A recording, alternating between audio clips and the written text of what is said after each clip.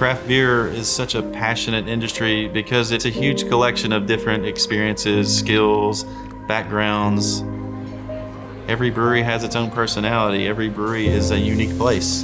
You know, breweries are really a reflection of their customers and of their place and of their time.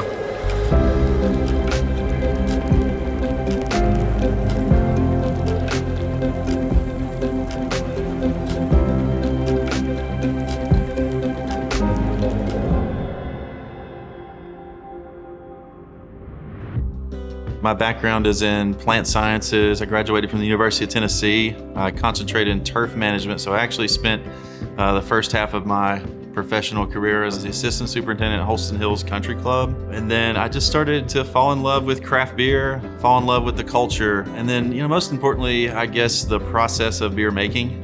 From there, I started out as a home brewer. Before I officially retired as a home brewer, I probably had 300 or 400 batches of beer under my belt. Having the same conversation of like, I think we could do a brewery one day, that would be great. And then just sort of went for it in 2015. Well, I started looking for funding just with family and friends, along with my entire 401k and then small business administration loan through US Bank. I picked Bearden specifically because I was like, I want to bring a brewery out here to where most of the people I know lived.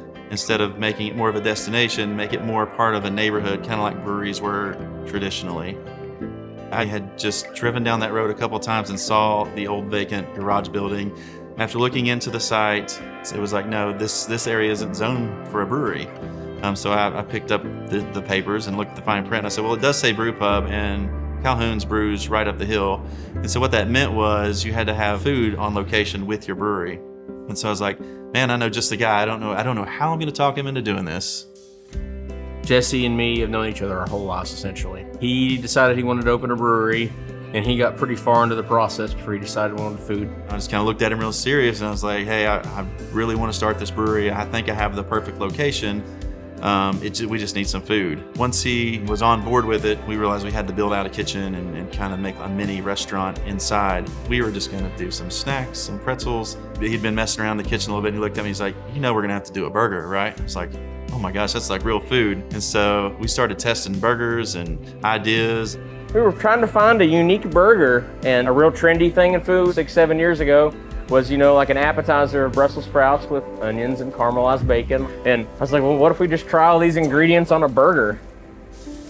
We grind our own meat. It's a 2 parts brisket to 1 part chuck. That's a huge deal because brisket fat is the best tasting fat that there is. Get this super hard crust on the burger that sears in all that good flavor. That sound, that sizzling of it sitting in its own fat. It's essentially deep frying in its own fat without being surrounded in oil.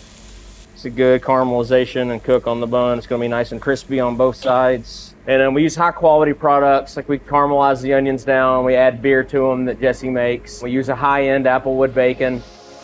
It's perfect.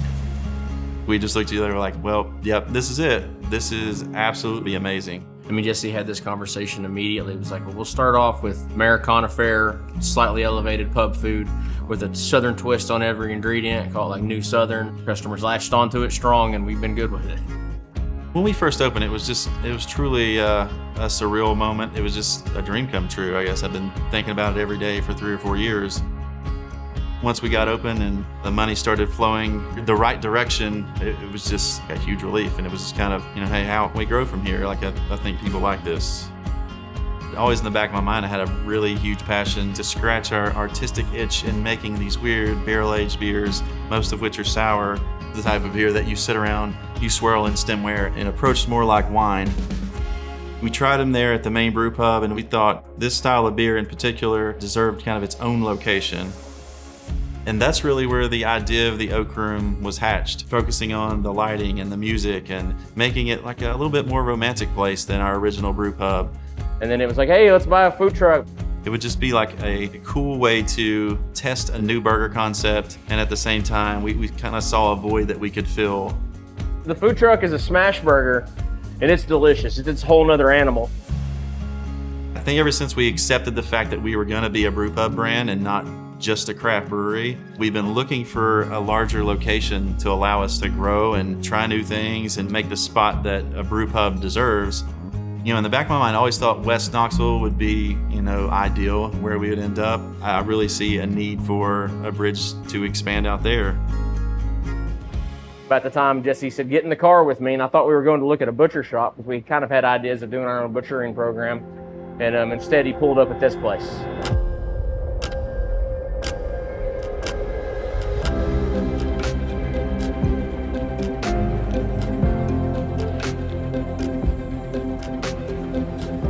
Walking through this location the first time, I didn't say much when I walked through, but my mind was just spinning. I was like, oh my gosh, we're gonna have to do this.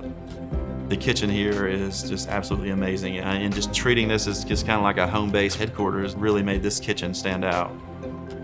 It's almost unbelievable, the name and reputation we built. We're super proud about what we do. Everyone involved works so hard and throws so much passion behind it. Just seeing how you could turn just an empty room into a place where people talk about and come to and bring their friends to. That would be definitely the reason we all get up every day. Seeing it full of life and just the sounds and the vibe and the atmosphere of a full restaurant. The whole vibe at Abridged was just created by the customers and the staff. That's really what brings life to any place.